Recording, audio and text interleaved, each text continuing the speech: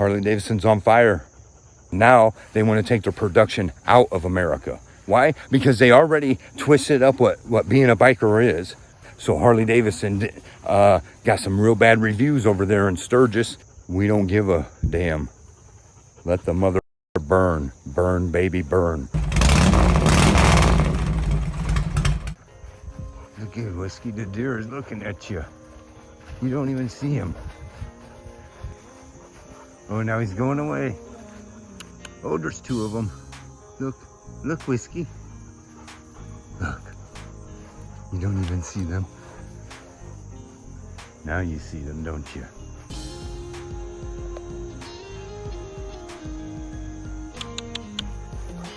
Oh, they took off.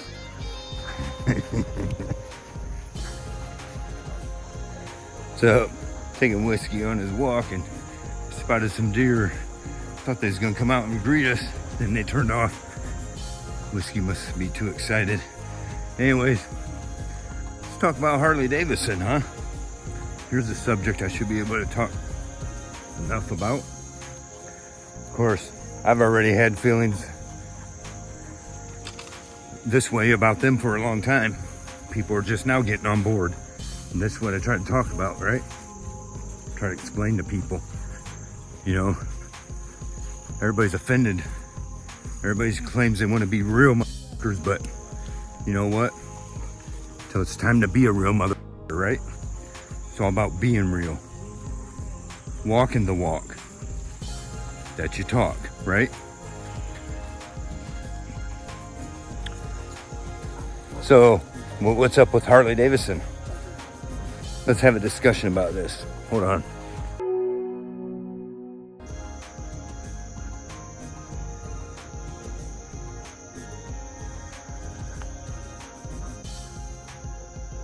Whiskey. Hey.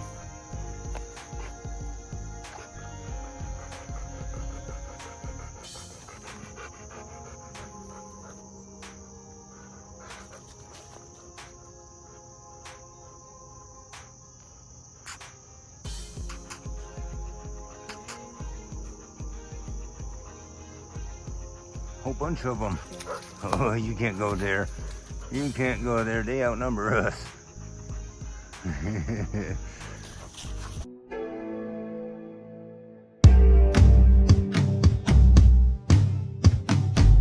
So anyway, Whiskey and I is checking out a new trail. So far we've seen a whole bunch of deer, some groundhogs, squirrels, and maybe Bigfoot. But you know, you run into stuff like that out here. And so what we were talking about, got to stay on track here. I get a little bit, mind scattered a little bit, and you know, several projects I'm working on now. I've been working on some music.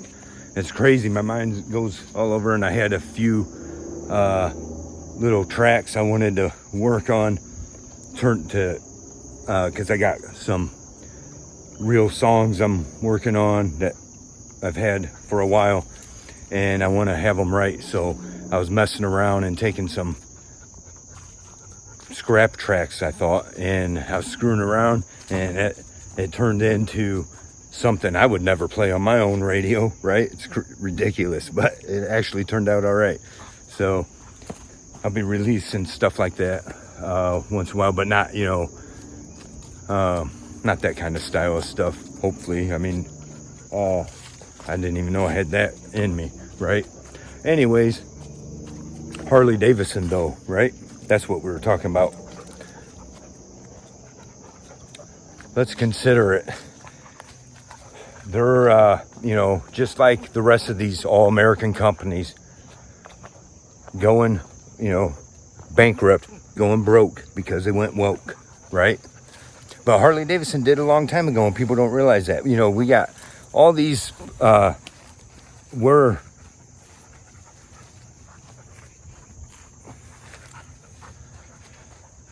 you know, everybody's in an uproar. They always do, you know, whatever happened. Remember when something happened with Keurig? Everybody went out and smashed all their Keurigs or whatever. Guess what? Keurig's still in business.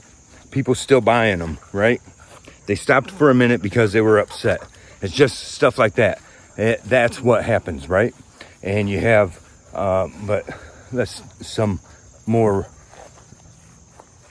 should be more important issues. Like you have, what is it, farming or Tractor Supply and John Deere, companies like that started getting hit in the wallet because of their woke policies and their DEI stuff, right? DEI, whatever, right? And and so the pushback came, and now they're coming out apologizing and claiming, oh, we won't be like this. And the problem is, they'll stay in business, and meanwhile, we keep outsourcing their stuff from other countries, John Deere, Harley Davidson, all of them, and this is what we're getting at. But let's, and they, they change their path a little bit, or they make it look like they do, and they continue on, and everyone continues to support them and keep them in business, right? And this is all more proof, money being the root of all evil. And, it's all about the money with them and the things they're pulling.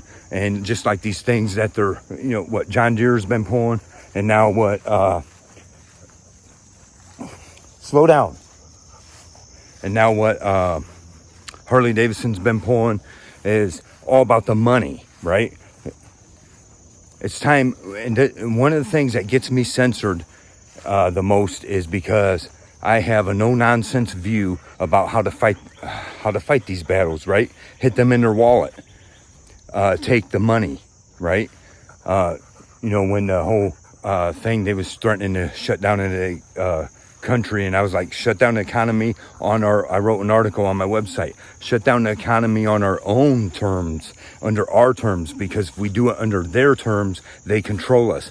We do it under our terms, we speak, right? And then that's how they get the point. John Deere, Tractor Supply, other companies like that, Keurig, all them, these companies should be ran out of business, okay? We shouldn't be, oh, well, I went out, I got pissed off, and I went out and smashed their products, and trashed all the products I had that I owned, and I'm never buying from them again, and I'm not supporting them anymore. And then before the end of the year, you're buying new John Deere equipment, you're buying a new Harley, or you're shopping at Tractor Supply, just stuff like that. This is who we are. We have no balls in this country. And Harley Davidson, let's get down to that, right? Harley Davidson is the absolute proof of that. Nothing shows that more than what went on with who Harley Davidson is, right? You want to see that this country is now, the men are demasculined, and no one has any balls anymore. Look no further than Harley Davidson, right? Hey, you need to calm down. So, and that's what. But let's talk about Harley Davidson. It's not just recently they started doing the DEI stuff, right? And not recently they started announcing that they're trying to send their production out of the country. See, people don't realize that all these corporations understand what's going on. They sold their souls a long time ago, and they understand what's going on, and they they're hightailing it out of here. John Deere, Harley, all these. But who is Harley Davidson? Let's think back to a certain time when I was working at a certain factory, and suddenly there was this push for team-based management, they called it. Maybe some of you might remember that. I don't know what they're calling it these days. Maybe it's the same thing. I don't know. And it was all in line with the ISO 9000, which it was all really a mark, kind of like the mark of the beast on a company. You want to continue doing business worldwide, then you will accept this mark. You will accept our terms and do business the way we say. And part of that was team-based management, which started teaching this whole nonsense like the left follows, like democracy kind of thing, right? Well, if we all come together and decide together that our team came together and decided together that 2 and 2 equals 500, and so now that's the way it is, right? Just stupid shit like that. But when we were being forced to be taught that, and this company I worked for, one of the model companies that first put it out was Harley Davidson, that first started doing it, right? introduced team-based management, right? Harley Davidson was turning into this big profitable company. No longer did you have to wait a couple of months for that bike you ordered. Now we got it all mass produced and, right along with the Hondas and stuff, right?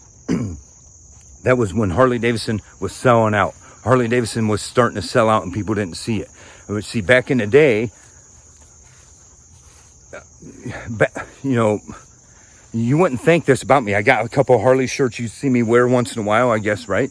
But let's be clear. I've bought one Harley Davidson shirt only once in my life, but I've owned many. Most of them were given to me by other people. And I've never stolen any, but, back in the day, it used to be these, the whole reason how it started that they was putting their names on the back of the shirts, t-shirts, as an example, we got Napoleon Harley Davidson, over here where I grew up at Napoleon. And you would buy a shirt from there and on the back says Napoleon Harley Davidson, right? Or wherever you go, you go to, wherever, Black Rock, you go, Black Hills Harley Davidson has on the back of the shirt, right? And it's just wherever you go, and it's a thing, and a lot of people try to collect a shirt from wherever. But see how that once started out, they weren't an apparel business. They weren't in the business to sell shirts. Most of the time they threw the shirt in if you bought a bike, right? But Harley Davidson sold out who they were, sold out the people who built them a long time ago. Okay, see, back in the day, you went into this little shack that was turned into a bike shop, and that was the local Harley shop, right? And you would steal a shirt from there, and dudes riding around riding the country, would stop in at these places and steal a shirt, right? But now it came to then Harley started catering to the kind of people that listen to pop music, right? And they suddenly people were buying these nice smooth rides that weren't breaking down, and they started paying top dollar for it because that's the bike, the legend that everybody wanted, right? And changes were coming in, more and more changes, and the people started paying 30, 40, 50 bucks for a freaking shirt, right? Ridiculous. And my thing is, one, when you wear these shirts that advertise all these people's stuff, you're giving them free advertisement, for what? What are you getting out of it, right? But anyways, Harley, just like the car dealers, it's all the same. All of them's the same anymore, and they're flooding their showrooms with new bikes, new cars, right, and doing everything to get rid of the old stuff. And you're hard pressed to even find a used one in the showroom, right? You walk into Harley's shop, it used to be you found a lot of used ones. Now you find only a select few, and you can't buy a good cheap bike that needs some work anymore. What the biker used to be, right? I waited before I got my first bike. I waited a long time because I was hardcore. All my family rode Harley. Were bikers, bikers back in the day, what real bikers were, and so I wanted a Harley, nothing else. I wasn't going to ride nothing else. So I waited as long as I had to till I could get that Harley. And I finally got it. And, and it wasn't some gem like my generation of people as start getting older. They, as start getting old enough to buy the bikes we saw running around anymore. They were now the newer bikes that were made better, supposedly, and all this and that, right? Well, all these changes were happening slowly and people weren't seeing it. But I still bought an old bike. And when you don't know what it's like to ride an old bike that actually needs some work on to where you become one with that bike, you miss out on the thing. You're just a rider, not a biker, right? And there's a lot of people anymore that aren't really bikers.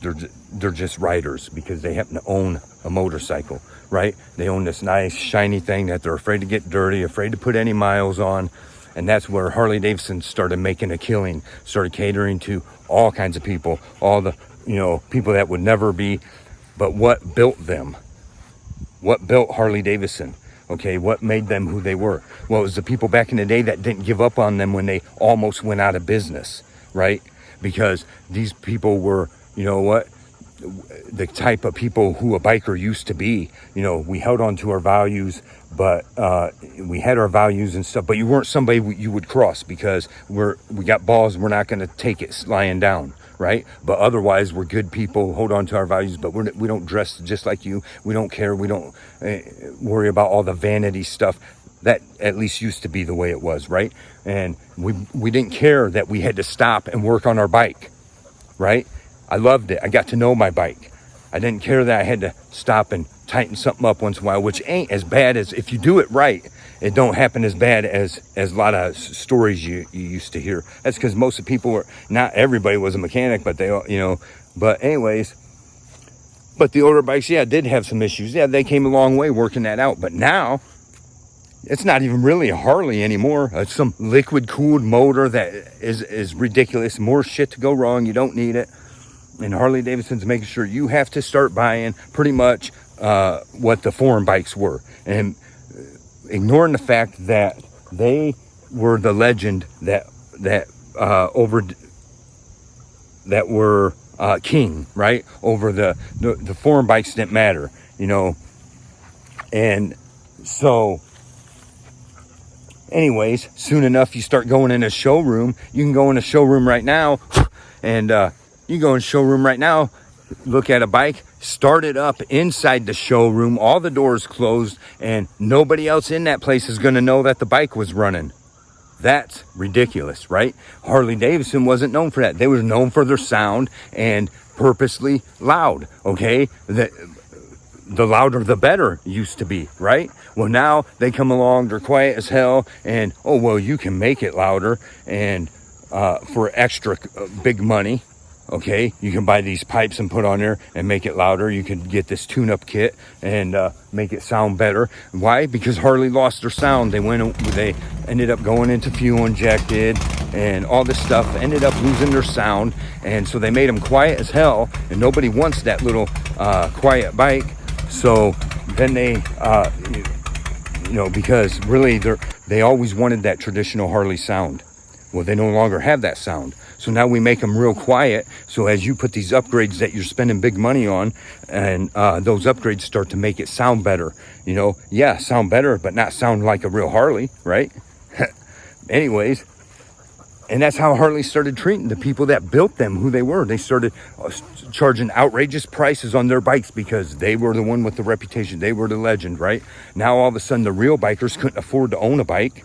And they started making it where it's hard to get the parts for the old bikes, you know, and they build a bike that's just a mass production bike.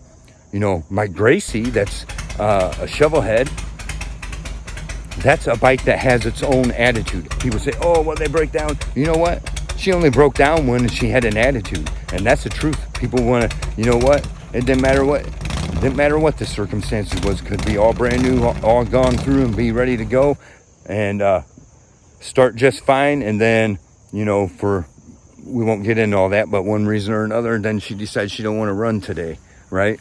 And that kind of attitude, and you put up with that stuff, right? But you get to know your bike. You're one with your bike. Anymore, it ain't that. It's just another mass-produced bike. Let's jump on it and go. And that's made cheaper but outrageously priced. And this is what Harley Davidson is. And now they want to take their production out of America. Why? Because they already twisted up what being a biker is. And they already committed suicide a long time ago. Harley Davidson did. They turned their backs a long time ago on the people. And now you got a whole class of people that aren't even really bikers, just because they can afford a bike. They go buy a bike, get a few tattoos, start running around all these things. And now everybody thinks they're a freaking biker, and everybody's ruined the whole scene. Just like, so Harley Davidson got some real bad reviews over there in Sturgis. Well, you know, I already started disliking Harley before all of this, before here recently. You know, this has been coming for years and people never wanted to see it. But I am that person that walks the walk. So I'm unhappy with the company. I'm not going to buy a brand new bike, right? So I've been that way for a long, long time. But then they go to Sturgis and they're getting booed out of there. Well, the thing is, Sturgis itself has changed. Ain't even the real authentic thing anymore, right? All of it. You know, everything gets ruined by this new age shit. And everybody wants to become new age, it's just ridiculous. So, Harley Davidson's got nobody to blame but themselves. They turned their back on the people that, and the ones that tried to remain, then they turned them into a bunch of sissies, right? And now they're worried, as far as I'm concerned, Harley Davidson's on fire. We don't give a damn. Let the mother burn, baby, burn, right? Somebody else will come in and fill the spot. Build your own bike, right? Don't sell out. Anyways, I guess that's all I need to say about that, right? This is the fake world we're living in. And, all the people butthurt about Harley Davidson. Watch how long until they just sissify themselves and fall right back into it. Ain't nobody got no balls anymore to stand their ground, right? Let us hear the conclusion on the whole matter. Fear God and keep his commandments, for that is the whole duty of man.